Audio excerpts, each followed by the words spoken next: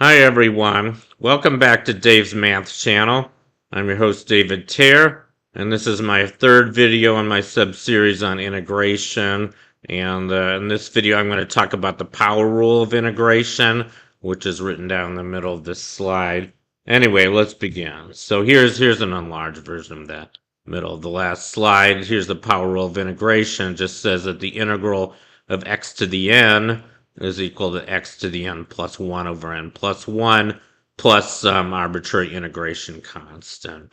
It turns out that whenever you have, this is what's called an indefinite integral. I don't think we've gone over these yet, but indefinite integral is just an integral where you don't specify the endpoints, and you always get a function of x if you do that. That's what's known as the antiderivative.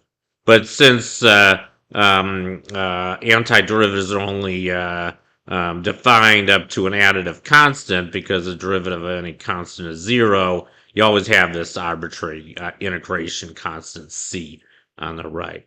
And this rule only works if n is not equal to -1. If n equals -1, you get something else. It turns out you get the natural logarithm.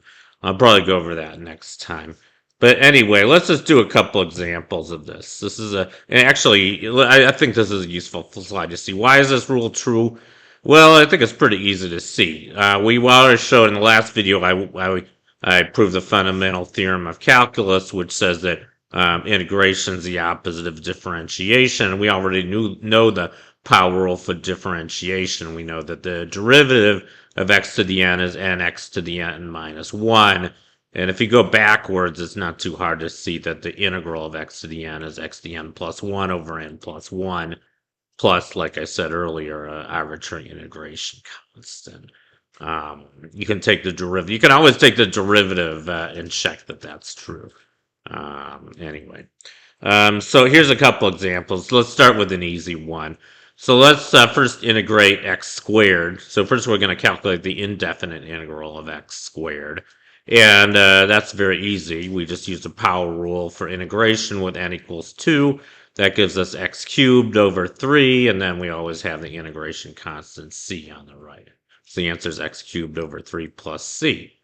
Okay, and then the other example, this is kind of a special case of the example 1a. This is a definite integral. So once you know an indefinite integral, you can calculate whatever definite integral you want. It's pretty easy, as we'll see here. So now we want to do the definite integral of x squared dx from x going from 0 to 1.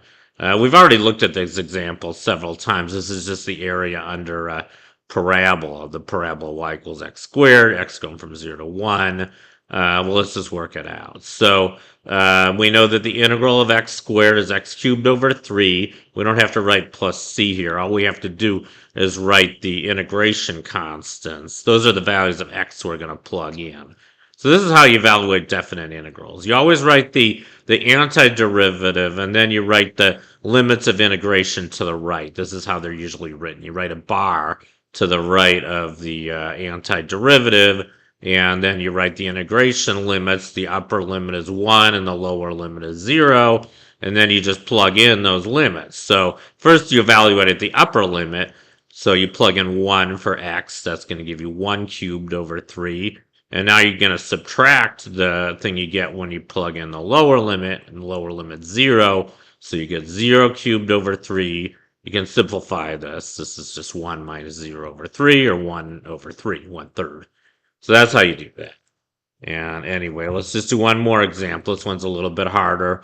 Let's do the same thing with x to the 10th.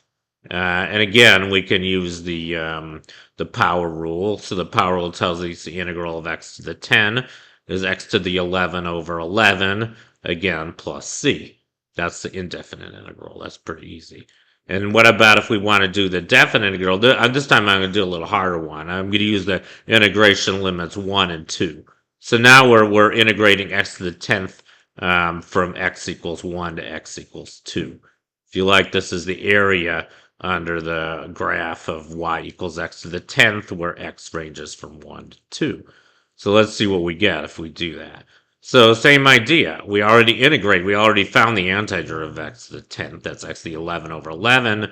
This time we're integrating. The integration limits are 1 and 2. So first we evaluated the upper limit 2. That gives us 2 to the 11th over 11, and then we subtract the thing we get when we plug in the lower limit, and that's 1 to the 11th over 11. And when you simplify this, you're going to get 2 to the 11th minus 1 to the 11th all over 11. That's 2047 over 11. Or if you want to write that as what do they call that? A simple fraction, I guess. It's 186 plus 111th. Uh, anyway, that's how you do it. So that concludes my video for today on the power rule of integration. Thank you for watching. Long live math, and I'll see you guys next time. Bye.